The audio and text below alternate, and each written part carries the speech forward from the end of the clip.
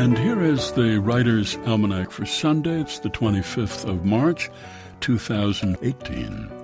A day celebrated in the Christian Church as Annunciation Day, commemorating the announcement to the Virgin Mary by the angel Gabriel that she would give birth to the Messiah.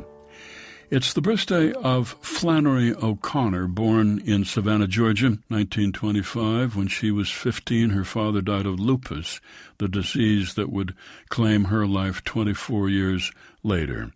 She was a devout Catholic. She wrote in what came to be called a Southern Gothic style with grotesque characters, most of them Protestants. Her first story, The Geranium, published in 1946, was the seed for her first novel, Wise Blood. Flannery O'Connor was a person of very definite opinions. She did not care for Kafka. She hated Carson McCullers. She said Ayn Rand makes Mickey Spillane look like Dostoevsky. She put Coca-Cola in her coffee. She loved peppermint chiffon pie. And once, for Mother's Day, she gave her mother a mule. After she was diagnosed with lupus, she came back home to the family farm in Milledgeville, Georgia, where she lived with her mother and raised peacocks, emus, ducks, and toucans until she died, age 39, in 1964. She wrote hard and fast. When asked why she wrote, she said, "Because I'm good at it." When she was asked why Southern writers have a penchant for writing about freaks, she said it was because we're still able to recognize one.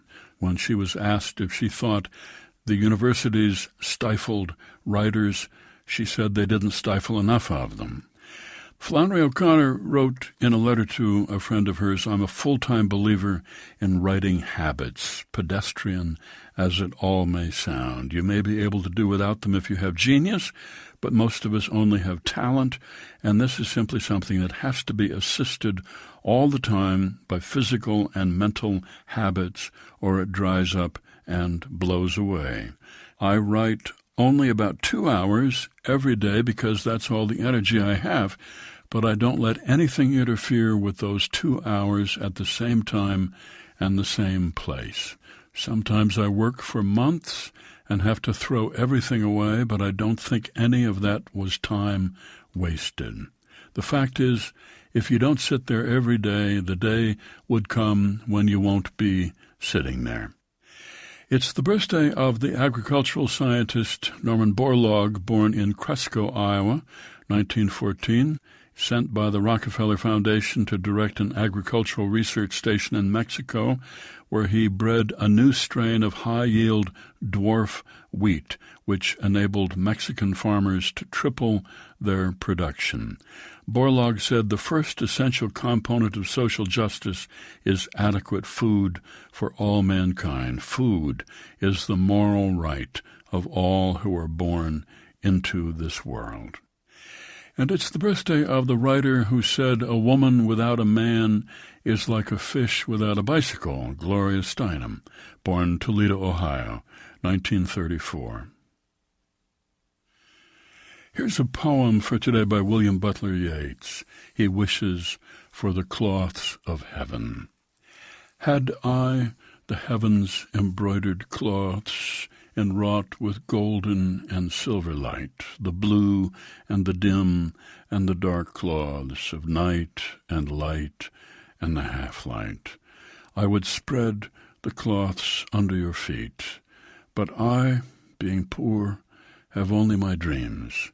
I have spread my dreams under your feet. Tread softly, because you tread on my dreams. He Wishes for the Cloths of Heaven, poem by William Butler Yeats. That's the Writer's Almanac, supported by the Poetry Foundation, publisher of Poetry Magazine, committed to discovering great poets and printing their verse. Back issues and subscriptions available at poetryfoundation.org. And by Progressive Insurance, working to make progress for more than 75 years. Engineered by Noah Smith, produced by Joy Biles. Be well, do good work, and keep in touch.